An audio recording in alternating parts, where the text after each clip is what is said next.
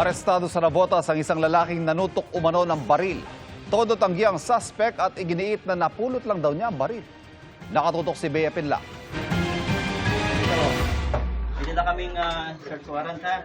Pinasok ng pulisya ang bahay ng 30 anyos na lalaki na ito sa barangay Tangos North, Navotas matapos makatanggap ng sumbong na nanutok umano ng baril ang lalaki. Ang sumbong po ng deponent ay nanunutok po di umano yung suspect natin. Kaya in-applyan po natin ng search warrant at naging positive naman po yung application natin. Natagpuan sa kabinet ng lalaki ang baril na kargado ng bala. Paliwanag ng suspect, napulot lang niya ang baril habang naglalakad siya pauwi galing trabaho. Akala ko plastic na, akala ko baril, barilan lang, kaya dinampot ko. Bibigay ko sana sa pamangking ko. Nagulat ako, bigat. Nung nakita ko, bakal, kinabahan na ako. Kaya nilagay ko na rito. Pero itinanggi ng suspect na ginamit niya ang baril. Wala po, hindi ko nga po nagamit eh. Nilagay ko lang po sa damitan ko po. Ayon sa pulisya, dati nang nakulong ang suspect para sa iba-ibang krimen. Based on our records, involved po siya ng robbery, theft, and drug using. Aminado ang suspect na nakulong siya noon pero para lang daw sa pagsusugal. Giit pa niya, hindi siya gumagamit ng illegal na droga. Ay hindi po, kahit po willing po ako magpa-drug test po. Nahaharap ang suspect sa reklamong illegal possession of firearms. Para sa GMA Integrated News, Bea Pinlac, nakatutok 24 oras. Dumagsa sa Naga City ang mga deboto ng Our Lady of Peña Francia para sa fluvial procession ng imahen na highlight ng pista. Nakatutok si Oscar Oida. Mag-alas 9 ng umaga pa lang, dagsa na mga deboto ng Our Lady of Peña Francia dito sa Naga City para sa itinuturing na highlight ng Peña Francia Festival, ang fluvial procession. Isasakay sa pagoda ang imahe ng mahal na ina para ihatid sa kanyang tahanan sa Basilica Minore. Buong araw naging abala ang mga nakatoka sa pagsaayos ng pagoda upang masiguro ang kaligtasan ng lahat ng sasama sa fluvial procession. Mayat mayari ng pagpapatrolya ng Philippine Coast Guard sa Naga River para i-check ang dadaanan ng pagoda. Pasado alas 4 ng hapon, inilabas ng katedral ang imahen ng Peña Francia. Hinihintay pa raw kasing bumaba ang taas ng tubig sa Naga River para maayos na makabaybay ang pagoda. Sa ngayon, binabaybay ng pagoda ng Inang Peña Francia ang Naga River patungo sa kinaroroonan natin ngayon dito sa may daungan ng Minor Basilica, kung saan ibababa ang imahe ng ina para maibalik sa kanyang tahanan dito sa Basilica. Idaraos naman ang tinatawag na fluvial mass. Mula dito sa Naga City, para sa GMA Integrated News, ako si Oscar Oida, nakatutok 24 oras. Biglang nangisay, nagsuka at naglaway ang 3 alagang aso ng isang pamilya sa Talisay City, Cebu. Ilang minuto lang lumipas na matay ang mga aso. Ayon sa Talisay City Veterinarian, posibleng nilason nga ang mga aso base sa mga sintomas. Hinala ng pamilya nilason ng mga barangay tanod ang kanilang mga alaga, lalo't katabi lang ng kanilang bahay ang barangay hall. Pero itinanggi ito ng mga tanod. Nananawagan ng hustisya ang pamilya. Mga kapuso, ramdam po ngayon ang maulang weekend dito sa Metro Manila na bunsod ng habagat. Alamin natin ang latest sa Maynila sa live na pagtutok ni Jamie Santos. Jamie? Ivan, maulang Sabado, makulimlim at nakakaranas nga ng mga pag-ulan dito nga sa bahagi ng Maynila ngayong Sabado. Labasan ng payong ang ilang commuters at ilang lumahok sa pagtitipon sa Maynila nang bumuhos ang ulan nitong hapon. Katamtaman hanggang sa manakanakang malakas na pag-ulan ang nararanasan ng mga nasa Maynila. Sa Quezon City, nakakaranas din ng malakas na pag-ulan. Halos mag-zero visibility nga sa bahagi ng East Avenue, Elliptical Road hanggang patungo sa Commonwealth Avenue. Ayon sa Pag-asa, wala nang bagyo dahil nakalabas na sa Philippine Area of Responsibility ang bagyong Igme. Ang mga pag-ulan na nararanasan at posible pang maranasan sa ilang bahagi ng bansa ay dahil sa habagat at localized thunderstorms. Ayon pa sa Pag-asa, makakaranas pa ng moderate to heavy rainfall ang Metro Manila, maging ang karatig lugar na Pampanga, Rizal, Batangas, Bataan, Zambales sa susunod na 2 oras. Ivan, bukod sa volume ng mga sasakyan, nakakadagdag pa sa pagbagal ng daloy ng trapiko ang pag-ulan. At yan ang latest mula rito sa Maynila. Balik sa inyo. Ingat, maraming salamat, Jamie Santos. Samantala, 10 araw bago ang simula ng paghahain ng Certificate of Candidacy para sa eleksyon 2025, inanunsyo kagabi ng Partido Demokratiko Pilipino o PDP ang ilan sa kanilang kandidato sa pagkasenador. Kabilang dyan sina Senador Bongo, Senador Bato de la Rosa at aktor na si Philip Salvador. Sa parehong pagtitipon, nilagdaan ang isang Memorandum of Agreement para sa alyansa ng PDP, Partido Reforma, Federalismo ng Dugong Dakilang Samahan o PDDS at MRRD-NEC o Mayor Rodrigo Roa Duterte National Executive Committee Coalition. Nagdesisyon din ang PDP na panatilihin ang pangalan na PDP Laban para sa 2025 elections.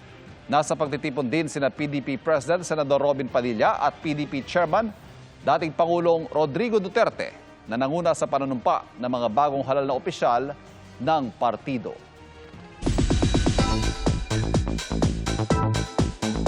Kilig overload ang hatid ng bagong theme song ng Pulang Araw na Sore Demo Kahit Na ng grupong Sky Garden featuring Jillian Ward. Kaka-release pa lang ito pero pasok na agad ito sa iba't ibang music charts. Narito ang aking chika. Magkaibang mundo ay pinatagpo sa mundong Umpisa pa lang ng bagong theme song ng Pulang Araw na Sore Demo Kahit Na. Akmang-akma na sa love story ni na Adelina at Hiroshi. Kaya't kilig na kilig ang Barda fans sa music video nito. mahal ko sa'yo na di magbabago. Ang Japanese and Tagalog song, binigyang buhay ni Jillian Ward at ng grupong Sky Garden.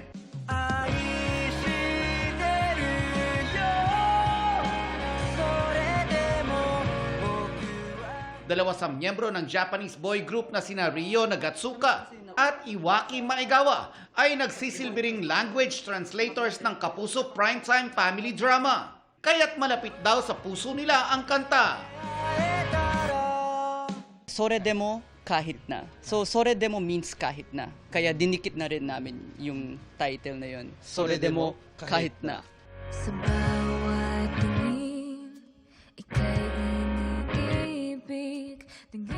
Hindi raw makapaniwala ang Sky Garden na nakasama nila si Jillian sa pagbibigay buhay sa kanilang kanta. Sobrang mabait po. Tsaka si Julian san is sobrang love sa Japan daw po. Kaya sobrang mainit sa puso ako. Yes po, sobrang warm.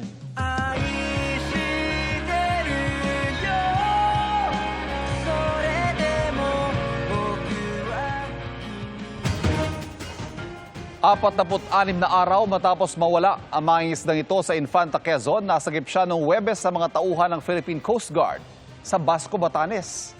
August 4 nang may ulat na nawawala ang lalaki matapos maubusan ng krudo ang kanyang bangka. Ayon sa Coast Guard, nabuhay sa dagat ang lalaki dahil sa pag-inom ng tubig ulan at pagkain ng isda, pati ng mga palutang-lutang na buko. Nagpapagaling siya ngayon sa ospital bago ilipad pabalik ng Quezon.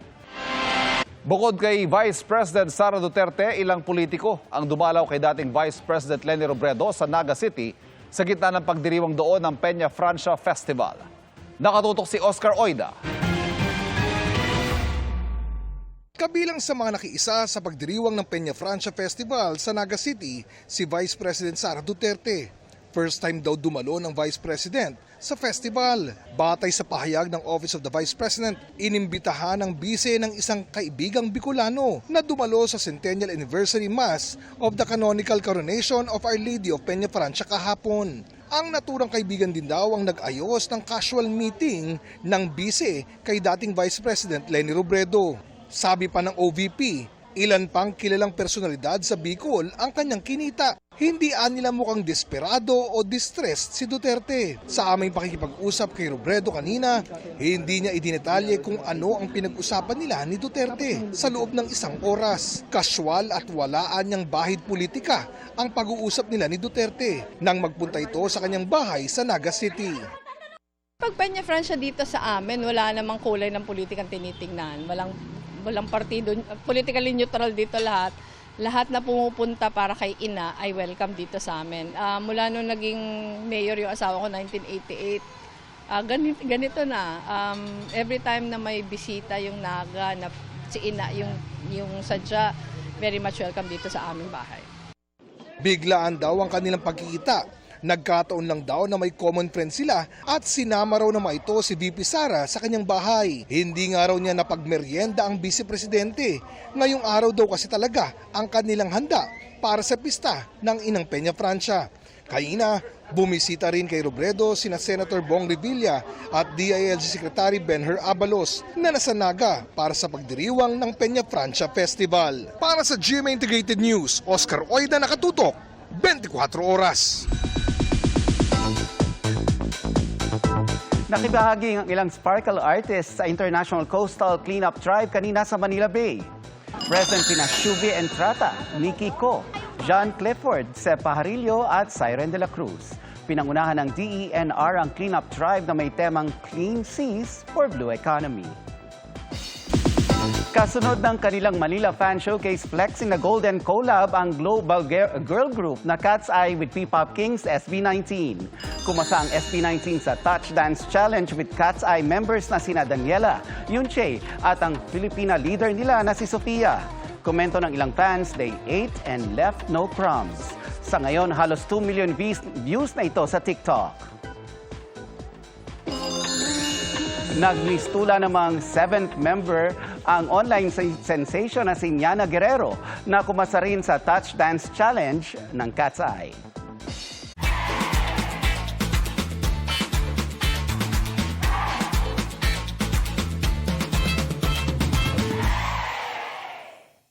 Mga kapuso, maging updated sa showbiz happenings anumang oras. Mag-subscribe sa GMA Integrated News sa YouTube. At para sa mga kapuso abroad, bisitahin ang GMA Pinoy TV at www.gmanews.tv.